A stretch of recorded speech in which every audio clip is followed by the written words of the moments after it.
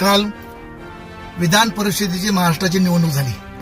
त्या निवडणुकीमध्ये काँग्रेसचे काही आमदार फुटले आणि त्यांनी बीजेपीला मदत केली. त्या ठिकाणी बीजेपीचे उमेदवार या ठिकाणी निवडून आल्याचं, आमदार निवडून आल्याचं चित्र पाहायला भेटतंय.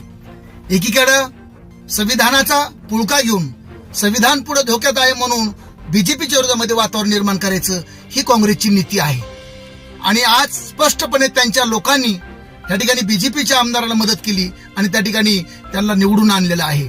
याच्या अगोदर चंद्रकांत हांडोरेंना सुद्धा याच पद्धतीने काँग्रेसच्या आणि विशेषतः अजित पवारांनी या ठिकाणी पुढे येऊन नेतृत्व करून चंद्रकांत हांडोरेंना पराजित केलं होतं. चंद्रकांत हांडोरे हे दलित आहेत आणि आज या ठिकाणी सेकअपचे पूर्वमिचर पक्षाचे नेते जयंतराव पाटलांना त्या ठिकाणी काँग्रेसने बीजेपीला मदत करून त्या ठिकाणी पराजित केलंय.